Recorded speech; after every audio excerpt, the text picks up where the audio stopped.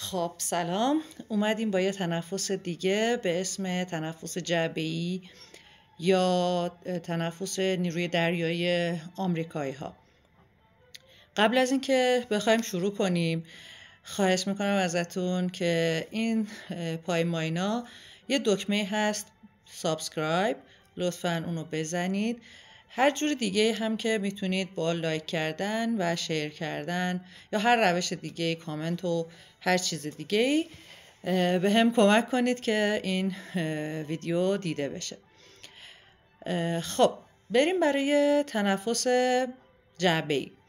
خب همونجوری که معلومه جعبه 4 تا گوشه داره توی تصویر اگر باشه.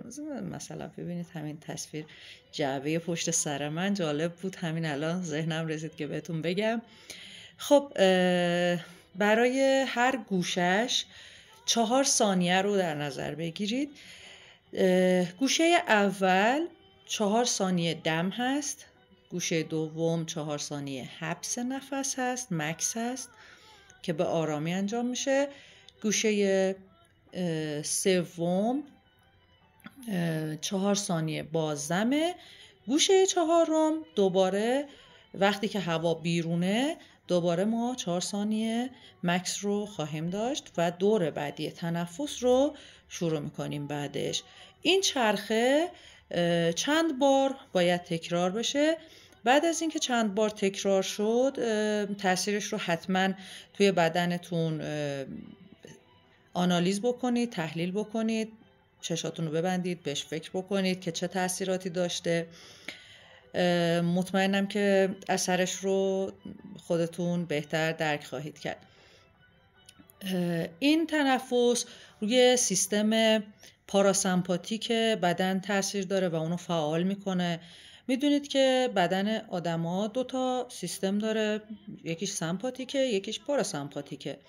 سیستم پاراسمپاتیک در واقع سیستمی هست که میخواد استرس رو کنترل بکنه، برای حس صلح و آرامش بدن و انسان طراحی شده و با فعال کردن اون بدن احساس آرامش میکنه و کورتیزول سطحش میاد پایین، تمرکز میره بالا و خیلی تاثیرات جالبی داره که برای مدیتیشن کارها، برای ورزشکارها، تیراندازی، شکار و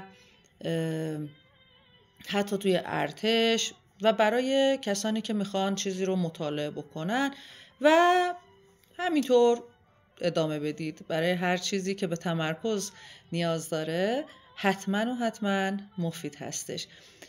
خب یک بار بیایید با هم دیگه اینو انجام بدیم و دفعه های بعدش رو شما خودتون میتونید تکرار بکنید با خودتون. خب میریم برای سیستم تنفس جعبه‌ای که با هم شروع کنیم. خب اول دم 4 ثانیه،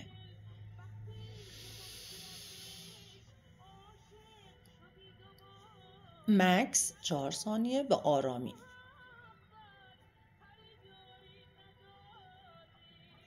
حالا بازدم 4 ثانیه به آرامی،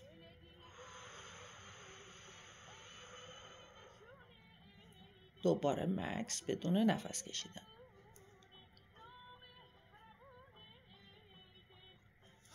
و دور بعدی با دم و تنفس جدید شروع میشه و همینطور میتونید این چرخه رو 5 بار 6 بار انجامش بدید و از تاثیراتش حتما نفع ببرید.